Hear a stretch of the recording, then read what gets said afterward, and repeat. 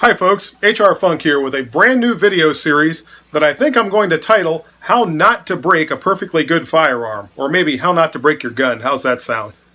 The thing that brought this about is a YouTube video I was watching the other day, and one of the things about the proliferation of YouTube with all the different videos you can see and all the different people you can see handling firearms is you see some very good firearms handling and then you see some that's kind of questionable. That's actually what was going on with the video I was watching the other day.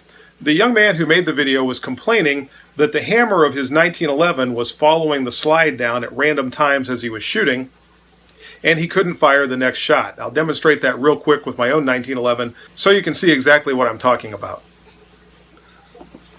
Now before we get started, I will demonstrate that my pistol is empty. There's no magazine, nothing in the chamber, nothing up my sleeve, nothing like that.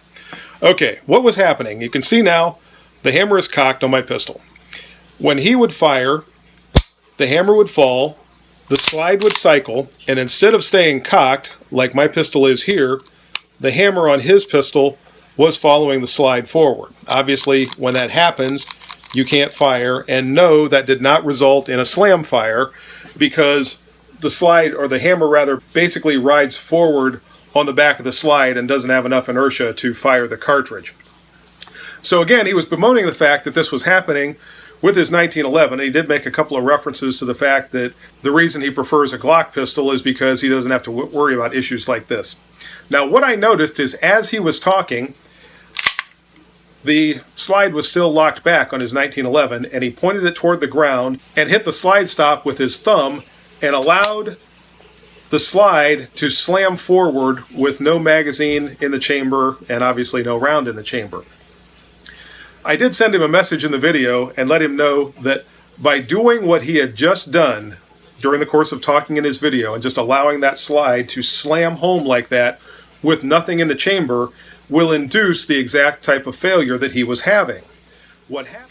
Under normal circumstances, when we're shooting or when we are just chambering the first round, what happens as we cycle the slide and it comes forward, it strikes that cartridge that's at the top of the magazine and pushes it up into the chamber. As it does that, by striking the rear of that cartridge, it offers some resistance.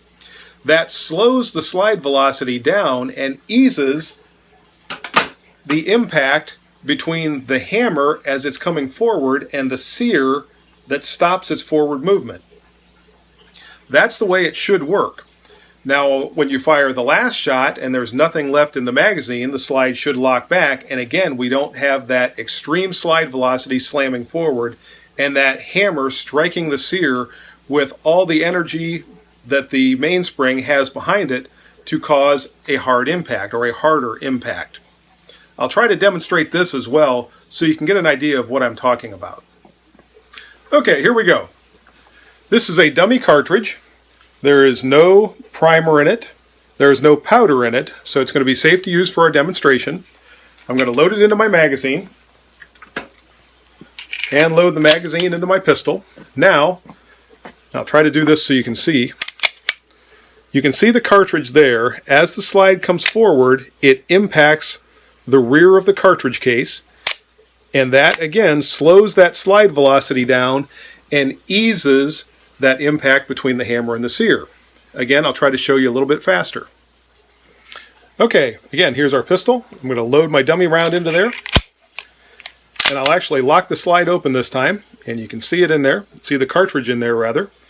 When I push the slide stop and allow the slide to go forward, just like that, that impact does in fact slow down the velocity of the slide and ease the impact between our hammer and our sear as the slide's moving forward, so we don't erode those contact surfaces and cause the hammer to slide off of the sear and eventually cause that hammer follow or hammer following the slide.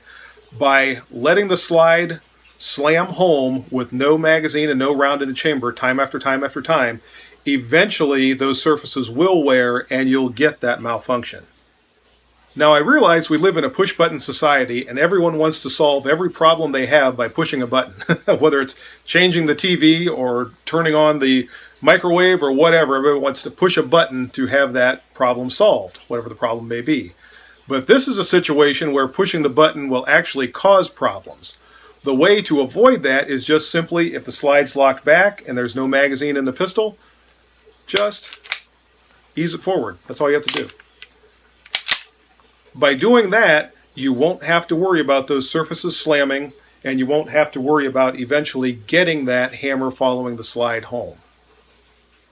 So there you have it. Very easy prevention, and this is one where an ounce of prevention is worth a pound of cure.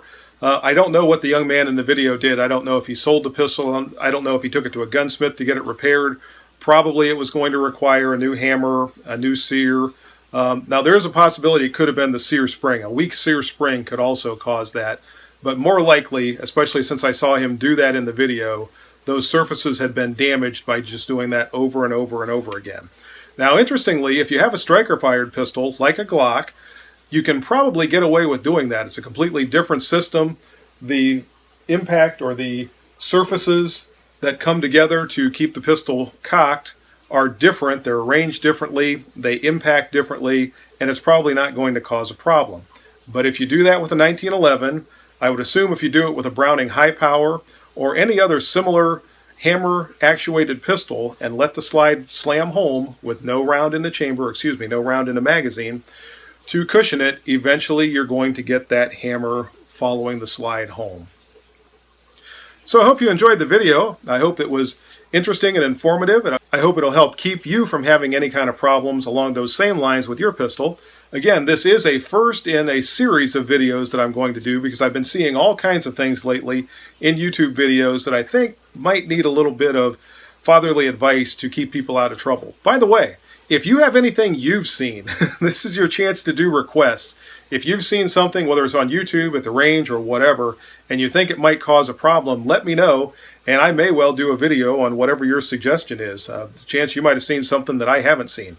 So in any regard, I hope you enjoyed the video, and as always, until next time, good shooting.